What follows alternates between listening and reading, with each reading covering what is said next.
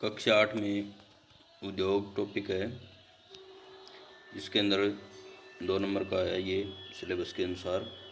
इसमें सेज क्या होता है कि सरकार द्वारा तेजी से औद्योगिक विकास एवं रोजगार के साधनों में वृद्धि के उद्देश्य से विशिष्ट आर्थिक क्षेत्रों का निर्माण किया जाता है, जिन्हें सेज कहा जाता है। उसके बाद है राजस्थान के हथकरघा उद्योग पर टिप्पणी लिखो। राजस्थान के किन्हीं 4 कुटीर उद्योगों के उदाहरण दीजिए। राजस्थान की वस्त्र नगरी किसे कहा जाता है और क्यों कहा जाता है? राजस्थान के सूती वस्त्र उद्योग पर टिप्पणी लिखो। राजस्थान के प्रमुख खनिज आधारित लघु उद्योग कौन कौन से हैं? खनिज आधारित, जो खनिजों पर आधारित है। राजस्थान के किन्हीं 4 कृषि आधारित उद्योगों के उदाहरण दीजिए।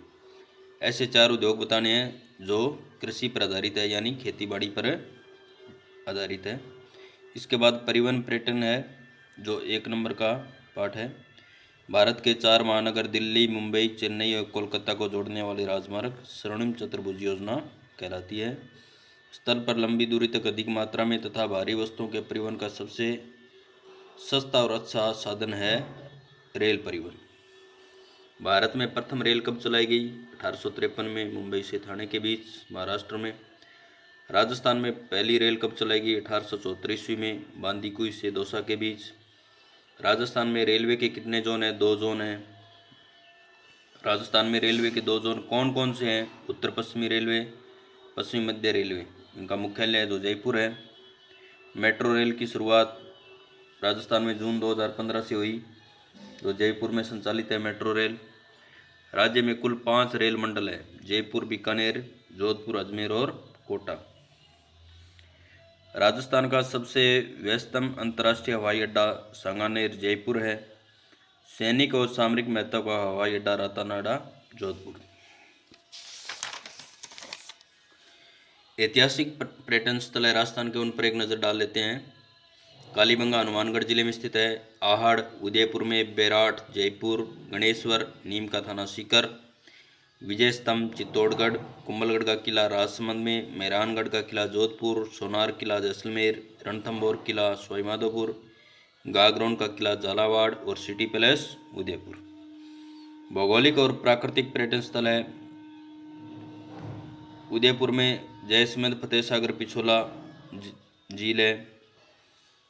माउंट आबू नक्की झील जो सिरोही में है। पुष्कर झील अजमेर में है। राजसमंद झील राजसमंद जिले में है। मेनाल जलप्रपात है वो चित्तौड़गढ़ में है। रणथंभौर राष्ट्रीय उद्यान सवाईमाधोपुर जिले में है। सरिस्का राष्ट्रीय उद्यान अलवर में है। केवलादेव घना राष्ट्रीय पक्षी विहार भरतपुर के अंदर है, जहाँ विदेशी पक्षी भी आते हैं।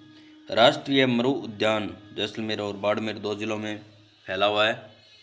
चंबल अभयारण्य घड़ियाल और मगरमच्छ संरक्षण के लिए प्रसिद्ध है।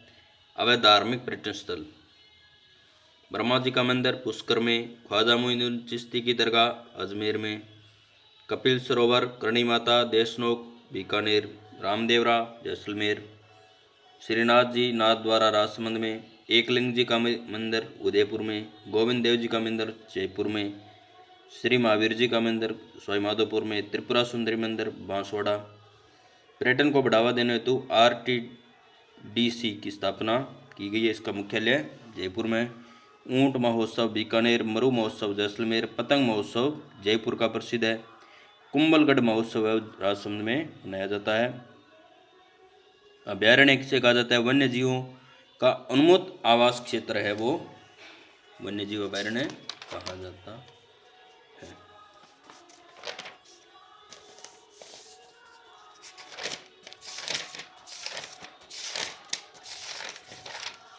इसके बाद राजनीति विज्ञान कक्षा 8 का एक पाठ आज हम कंप्लीट कर लेते हैं। भारतीय संविधान धर्मनिरपेक्षता, 4 अंक का भारतीय संविधान में से एक प्रश्न आएगा और धर्मनिरपेक्षता में भी 4 अंक का एक प्रश्न आएगा। संघवाद का मतलब है देश में एक से ज़्यादा स्तर की सरकारों का होना, राज्य सरकार, केंद्र सरकार, स्थानीय सरकार। तो ये संघवाद का, भारत बहुत अच्छा उदाहरण है संघवाद का। किसी देश में संविधान की आवश्यकता क्यों है? भारतीय संविधान की विशिष्टता संवाद से आप क्या समझते हैं? भारतीय संविधान में संसदीय शासन पद्धति का अपने शब्दों में वर्णन कीजिए। भारतीय संविधान में प्रदत्त संवैधानिक उपचारों का अधिकार यदि ना होता तो अपने विचार व्यक्त करें। अगर ये अधिकार नहीं होता तो क्या होता? क्योंकि माननीय अंबेडकर साहब ने कहा था कि संवैधानिक उपचारों का अधिकार है वो संविधान की आत्मा है, इसलिए आप अपने इस पर विचार प्रकट करें। धर्मनिरपेक्षता से क्या आशय? या धर्म को राज्य से अलग रखना महत्वपूर्ण क्यों है? धर्मनिरपेक्षता का मतलब है कि राज्य धर्म के मामले में किसी भी राज्य का कोई धर्म नहीं होगा और राज्य किसी भी धर्म से संबंधित शिक्षा नहीं देगा या राजकीय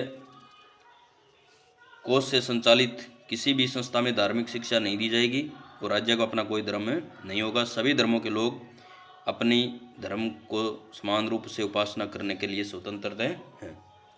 भारतीय धर्मनिरपेक्षता और अमेरिकी धर्मनिरपेक्षता से किस प्रकार अलग है, स्पष्ट करो। संविधान में प्रदत्त समानता के अधिकार पर अपने विचार लिखो। तो ये राजनीति विज्ञान का आज हमारे 2 पाठ हो गए। बाकी जो बचा हुआ सिलेबस है कल के वीडियो में कक्षा 8 का सिलेबस पूर्ण हो जाएगा। आज तक भेजे गए सभी वीडियो को ध्यान से पढ़ें और जो चीज़ें इसके अंदर आपको कंफ्यूज करने वाली है वो कमेंट में बता सकते हैं। उसके लिए अलग से कोई अभी भी स्पष्टीकरण टॉपिक बनाया जा सकता है जो बिंदु आपको समझ में नहीं आ रहा है। और जिन बड़े प्रश्नों का वर्णन यहाँ पर किया गया है उनको आप किताब के अंदर से अध्ययन अवश्य करें। धन्यवाद।